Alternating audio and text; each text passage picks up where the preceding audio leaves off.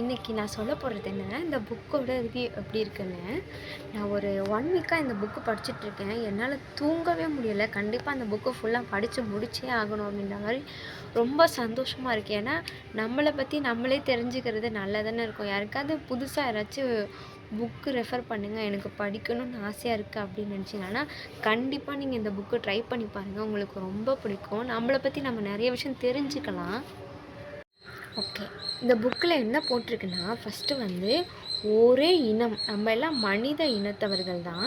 ஆனால் நம்மளோட உலகம் எப்படின்னா வெவ்வேறு உலகம். ஏன்னா நம்ம பார்க்குறதுலேருந்து, நம்ம பேசுகிறதுலேருந்து, நம்ம கேட்குறதுலேருந்து எல்லாமே ஆணுக்கும் பெண்ணுக்கும் நிறைய டிஃப்ரெண்ட்டு, நிறைய வேரியேஷன் இருக்குது. நம்ம ஒரு விஷயத்தை பார்க்குறதுக்கும், ஒரு ஆண் ஒரு விஷயத்தை பார்க்குறதுக்கும் நிறைய டிஃப்ரெண்ட் இருக்குது. இதை எப்படி அவங்க சொல்கிறாங்கன்னா, இது வந்து அவங்களும் சும்மா வாய்க்கு வந்ததை சொல்லிட்டு போயிடல. இதை நிறைய ரிசர்ச் பண்ணியிருக்காங்க. ரிசர்ச் பண்ணி இது கரெக்டா அப்படின்னு சொல்லி ஒரு பெரிய ஆய்வுலாம் பண்ணி இது கன்ஃபார்ம் ஆனதுக்கப்புறம் தான் இந்த புக்கே நமக்கு வெளியிட்டிருக்காங்க. இதெல்லாம் எப்படின்னா, ஒரு 100 ஆண்கள் இருக்காங்க, 100 பெண்கள் இருக்காங்கன்னா, அதில் மேக்ஸிமம் ஒரு 90% ஆண்களும் பெண்களும் எப்படி அவங்க லைஃப்பை கொண்டுட்டு போகிறாங்க, அதை பொறுத்து தான் இந்த புக்கு. 10% டிஃப்ரெண்ட் இருக்கலாம், அது அவங்களே சொல்லிட்டாங்க. ஆனால் எனக்கு இந்த புக்கை ரீட் பண்ணும்போது 100% எனக்கு எப்படி சொல்லலாம், என் லைஃபோடு என்னால் ரிலேட் பண்ணிக்க முடிஞ்சிச்சு. ஏன்னு நிறைய கொஸ்டினுக்கெலாம் இதில் நிறைய எனக்கு ஆன்சர் கிடச்சிச்சு. இதில் ஃபஸ்ட்டு என்னென்னா, ஒரே இனம் வெவ்வேறு உலகம். இதுக்கு என்ன சொல்கிறாங்கன்னா, ஆண்கள் வந்து நம்ம வந்து பரிணாம வளர்ச்சி அடைஞ்சிருக்கோம். ஓகேவா? விலங்குலேருந்து குரங்குலேருந்து மனுஷங்க வந்திருக்காங்க. நம்ம வந்து அந்த காலத்தில் இருக்கும் பொழுது ஒரு காட்டுக்குள்ளே இருப்பாங்க. ஆண்கள் வந்து வேட்டையாட வெளியில் போயிட்டு விலங்குகளோடு சண்டை போட்டு அதை வேட்டையாடி அந்த மாமிசத்தை வீட்டுக்கு எடுத்துகிட்டு வருவாங்க குகைகளுக்கு. அந்த குகையில் வந்து பெண் வந்து குகைக்குள்ளே தான் இருப்பாள். அந்த குழந்தைங்களை காக்கிறது, அந்த குழந்தைக்கு உணவளிக்கிறது, இதுதான் பெண்ணோடைய வேலை. ஆண் எப்படி பார்ப்பான்னா, ஒரு ஆண் வந்து ரொம்ப நெடுந்தூரமாக, அவன் பார்வை வந்து ரொம்ப கூர்மையாக இருக்கும், ரொம்ப தூரத்துக்கு இருக்கும். இதுதான் அவங்க என்ன சொல்கிறாங்கன்னா, ட்ராவல் பண்ணும்போதுலாம் ஒரு கார் ஓட்டும் பொழுது ஆண் வந்து அந்த வரைபடம் இருக்குல்ல, சாலை வரைபடம், மேப்புன்னு சொல்லுவாங்கள்ல, அதை வந்து ஈஸியாக ஒரு ஆண்னால் அது வந்து எந்த பக்கம் திரும்பணும், எந்த பக்கம் போகணும், எவ்வளோ தூரத்துக்கு போகணும், எல்லாமே ஒரு ஆண் வந்து ஈஸியாக அதை வந்து தெரிஞ்சுக்க முடியும். ஆனால் ஒரு பெண்ணுனால் அப்படி தெரிஞ்சுக்க முடியாது. காரணம் என்னென்னா, ஒரு பெண் வந்து குகைக்குள்ளே வாழ்ந்திருக்கா. அவளோட வாழ்க்கையை பொறுத்தவரை அந்த குகைக்குள்ளே தான் இருக்கும். அதனால என்னென்னா, பெண்ணோட பார்வை வந்து குறுகலாக பக்கத்தில் ரொம்ப படர்த்து விரிந்தது. ஒரு பெண் வந்து அதுக்கு எக்ஸாம்பிள் என்ன சொல்லியிருக்காங்கன்னா, ஒரு கணவன் ஒரு மனைவி வந்து ஃப்ரிட்ஜுக்குள்ளே ஒரு வெண்ணெய் பாட்டிலை வச்சுருக்கான். கணவன் போய் தேடி தேடி பார்க்குறாரு, அந்த வெண்ணெயை காணவே காணும். கணவன் கேட்டுகிட்டே இருக்காங்க, எங்கம்மா வச்சுருக்க வெண்ணெயை அப்படின்னு கேட்கும் பொழுது மனைவி சொல்கிறாங்க, அங்கே தான் இருக்குது பாருங்கன்னு சொல்கிறாங்க. ஆனால் அவங்க கண்ணுக்கு அது தெரியவே தெரியாது. கடைசியில் மனைவி வந்து அவங்க கையில் எடுத்து கொடுப்பாங்க. பார்த்தா அந்த டோர் ஓப்பன் பண்ணுற அது பக்கத்துலேயே தான் இருக்கும், அவங்க கைக்கு கீழே தான் இருக்கும். ஆனால் ஆண்னால் அது பார்க்க முடியாது. ஏன்னா அவங்களுடைய பிரெயின், அவங்களுடைய பரிணாம வளர்ச்சி ரொம்ப குறுகலான டிவி ரிமோட்டு, கார் சாவி, சின்னதாக டவல், பர்ஸ் எங்கே வச்சுருக்க, கண்ணாடி எங்கே இருக்குமா, இதெல்லாம் அவங்களால பார்க்க முடியாது. ஏன்னா ஆண்களோட பார்வை வந்து ரொம்ப குறுகி நீண்ட பார்வை. ஏன்னா அவங்க வேட்டையாடினவங்க. வேட்டையாடுறதுனா எப்படின்னா, காட்டில் போய் வேட்டையாடுவாங்க விலங்குகளோட. அவங்க வேகம் எப்படி இருக்கணும், அவங்க போகிற பாதையில் என்னென்னலாம் எப்படி அதை ஹேண்டில் பண்ணணும், அதை பற்றி அவங்க ஈஸியாக தெரிஞ்சிடும். ஆனால் பெண்களுக்கு அதில் பெருசாக ஈடுபாடு உடன்பாடு இருக்காது. இதனால தான் நிறைய குடும்பங்களில் சண்டை வரும். எதுனா, ஒரு கணவன் மனைவிக்குள்ளே இந்த பொருள் நான் இங்கே தான் வச்சேன், இந்த சாவி நான் இங்கே தான் வச்சேன், இந்த டவல் நான் இங்கே தான் வச்சேன், நீ பார்த்தியா, இது கூட உங்களுக்கு தெரியாதா, இங்கே தானே இருக்குது அப்படின்னு சொல்லி சண்டை வரும். இது ஒரு புரிதல் தான். அவங்க டோட்டலாக வேறு, நம்ம டோட்டலாக வேறு. அதே மாதிரி ஆண்கள் வந்து எப்போவுமே வந்து பாதுகாப்பு உணர்வோடு இருப்பாங்களாம். எப்படின்னா, குகையை பாதுகாக்கிறது, வீட்டிலேருந்து பாதுகாக்கிறது பெண். ஆனால் வேட்டையாடிட்டு வந்ததுக்கப்புறம் ஆண் வந்து அந்த குடும்பத்தை பாதுகாப்பாங்க. அதனால தான் ஆண்கள்லாம் பார்த்திங்கன்னா கதவு ஓரத்தில் படுப்பாங்க. எனக்கு இது ஒரு விஷயம் ரிலேட் பண்ணிக்க முடிஞ்சிச்சு.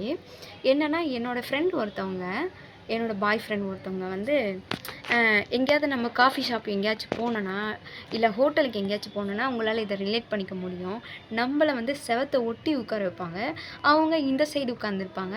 நமக்கு வந்து நம்மள சுத்தி யாருமே இருக்காத மாதிரி, நம்மள பாதுகாக்கிற மாரி ஒரு ஃபீல் அவங்களுக்கு அவங்களுக்கு அது கிடைக்கும் போல. அது நம்மளால எனக்கு அப்போலாம் தோணும், ஏன் இவங்க இப்படி பண்றாங்க அப்படின்னு சொல்லிட்டு. ஆனா, இப்ப என்னால ரிலேட் பண்ணிக்க முடிஞ்சுச்சு. அதே மாதிரி கல்யாணம் ஆன ஒரு சில ஆண்கள் வந்து, அவங்க மாமியார் வீட்லயோ, இல்ல அவங்க வீட்லயும் கூட கட்டு அந்த செவத்த ஒட்டி அவங்க மனைவிகள படுக்க வச்சுட்டு, இவங்க வந்து இந்த சைடு கதவ பார்த்தா மாரி ஆண்கள் படுத்திருப்பாங்க.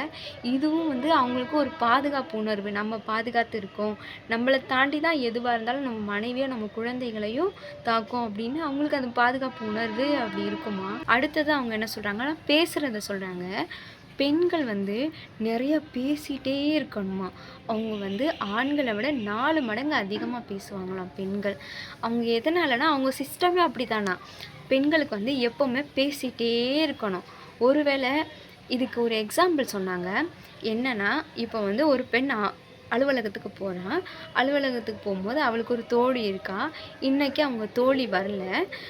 அவகிட்ட பேச முடியலன்னா, அவகிட்ட பேச வேண்டிய அந்த கதைகள், அந்த வார்த்தைகள்லாம் பெண்ணோட மூளையில அப்படியே இருக்குமாம்.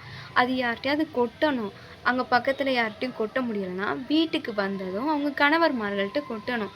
கொட்டுறதுக்கு அவங்க அலோவ் பண்ணணும்.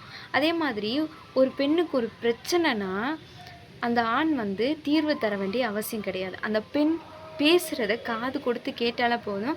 அதுவே அவளுக்கு மன திருப்தியா இருக்கும். அதுலேருந்து தீர்வு அவளுக்கே தெரியும். அதுலேருந்து எப்படி நம்ம மீண்டு வர்றதுன்னு. அவள பொறுத்தவரையும் கேட்கறதுக்கு ஒரு ஆள் வேணும். கேட்டாலே அவ ரொம்ப சந்தோஷமா ஃபீல் பண்ணுவா. ஆனா, ஆண்கள் அப்படி கிடையாது. ஆண்கள் பொதுவா பேசவே மாட்டாங்களாம். ஒரு பொண் வந்து 2000 வார்த்தைகள் பேசுறான்னா, ஆண் வந்து அதுலேருந்து 500 வேர்ட்ஸ் தான் யூஸ் பண்ணுவாங்களாம். அதே மாரி ஒரு ஆண் வந்து அ அமைதியா ஒரு இடத்துல உட்காந்துட்டு ஜன்னல வெறிக்க வெறிக்க பார்த்துட்டு இருக்காங்கன்னா, அவங்க சும்மா உட்காந்துல்ல, எதையோ பத்தி ரொம்ப டீப்பா திங்க் பண்றாங்கன்னு அர்த்தம். அந்த டைம்ல போயிட்டு, "நீங்க என்ன பண்றீங்க?" அப்படின்னு கேட்டோம்னா, அதுக்குள்ள சண்டை தான் வருமா. "இப்ப கூட என்னைய ஃப்ரீயா விட மாட்டியா? என்ன சும்மா விட மாட்டியான்னு" அவங்களுக்கு கோவம் வருமா. ஆண் வந்து பொதுவா வந்து ஏதாவது பிரச்சனைனாலோ, இல்ல ஏதோ ஒரு அவங்களுக்குள்ள ஏதோ மன கஷ்டனாலோ, அவங்க தனியா போயிட்டு, அத நெனச்சு அதுலேருந்து எப்படி நம்ம மீண்டு வரலாம்? அதுல அதுலேருந்து நம்ம எப்படி அந்த பிரச்சனைய எப்படி சரி பண்ணலாம் அப்படின்னு தனியா தான் யோசிப்பாங்களே தவிர, பெண்கள் அப்படி கிடையாது. பெண்கள் வந்து நமக்கு ஏதாவது பிரச்சனை வந்தா, அத போய் யார்ட்டயாவது கொட்டி சரி பண்ணிரும். ஆனா, ஆண்கள் வந்து தனியா அத பத்தி யோசிச்சு, அதுலேருந்து அவங்களே தீர்வு காண்பிருவாங்களாம். அதே மாதிரி ஆண்கள் வந்து ஒரு வேலைய ஒரே ஒரு வேலைய மட்டும் தான் செய்ய முடியுமா. இதுக்கு எப்படி சொல்றாங்கன்னா, இப்போ வந்து பெண்கள் வந்து பாட்டு கேட்டுட்டு இருப்பாங்க. பாட்டு கேட்டுட்டே பாத்திரம் கழுவுவாங்க. டிவி பார்த்துக்கிட்டே சமைப்பாங்க. இந்த மாரிலாம் பண்ணுவாங்க. ஆனா ஆண்கள் வந்து ஒரு ஒரு நேரத்துல ஒரு வேலைய மட்டும் தான் பண்ண முடியுமா. இதுக்கு எக்ஸாம்பிள் என்ன சொன்னாங்கன்னா, ஒரு டிவி ஓடிக்கிட்டு இருக்கு. திடீர்னு யாரோ ஃபோன் பண்றாங்க. அந்த டைம்ல ஒரு ஆண் என்ன பண்ணுவாங்கன்னா, டிவியோட ரிமோட்ட வாங்கி சவுண்ட குறைக்கிறதோ, இல்ல டிவிய ஆஃப் பண்றதோ பண்ணுவாங்க. ஏன்னா, அவங்களால ஒரு நேரத்துல ஒரு வேலைய தான் பண்ண முடியும். இதுவே ஒரு பெண்ணா இருந்தான்னா, டிவி பாட்டுன்னு ஓடட்டும், சவுண்டு நமக்கு பிரச்சனை இல்லன்னு அவ பேச ஸ்டார்ட் பண்ணிடுவா. ஆனா, ஆண் வந்து ஒரு நேரத்துல ஒரு வேல தான் பண்ண முடியுமாம். இது எதனால வீட்ல பிரச்சனை வருதுன்னா, ஒரு சில பெண்கள்லாம் வந்து லொட லொட லொட லொடன்னு எல்லா வேலையும் சொல்லுவாங்க. நெறைய விஷயத்த சொல்லிட்டே இருப்பாங்க. ஒரு விஷயத்த பத்தி பேசிட்டே இருப்பாங்க. அந்த வேலை முடிஞ்சிருக்காது. அடுத்த விஷயத்த பத்தி ஆண்கிட்ட சொல்லுவாங்க. அது அவங்களால புரிஞ்சுக்க முடியாது. ஒரு மாரி ரொம்ப குழப்பமா இருக்கும். அதனால நெறைய பிரச்சனை வரும்னு சொல்றாங்க. இதுல ஒண்ணு சொல்லியிருக்காங்க. இப்போ உங்க ஹஸ்பண்ட் வந்து நீங்க பேசுறத காது குடுத்து கேட்கணும்னு நீங்க ஆசைப்பட்டீங்கன்னா, உங்க ஹஸ்பண்ட் கிட்ட நம்ம எந்த நேரத்துக்கு பேச போறோம்? இன்னைக்கு ராத்திரி இந்த டைம்ல உங்களால என்கிட்ட பேச முடியுமா? எனக்கு இந்த பிரச்சனை இருக்கு. உங்களால அதுக்கு தீர்வு காண முடியுமா? தீர்வு குடுக்க முடியுமான்னு கேட்கலாம். இல்ல உங்களுக்கு தீர்வு வேணாம். நான் பேசுறது நீங்க காது குடுத்து கேட்டாலே எனக்கு சந்தோஷம் அப்டின்னாலும், நீங்க அத முன்னாடியே சொல்லிடணும். எனக்கு ஆஃபீஸ்ல இந்த பிரச்சனை இருக்கு. அது நம்ம 2 பேரும் இன்னைக்கு ராத்திரி 8 மணிக்கு இத பத்தி பேசலாம் அப்படின்னு சொன்னா, அவங்க நீங்க சொல்றத காது குடுத்து கேட்பாங்களாம். எதுவா இருந்தாலும் ஆணுக்கு வந்து முன்னாடியே ஒரு ஒரு குழு குடுத்துரணுமா. இது நான் பேசப் போறேன். நீங்க காது குடுத்து கேளுங்கன்னா, அவங்க நீங்க சொல்றத காது குடுத்து அமைதியா ஃபுல்லா கேட்பாங்களாம். ட்ரை பண்ணி பார்த்துட்டு சொல்லுங்க. பாய்.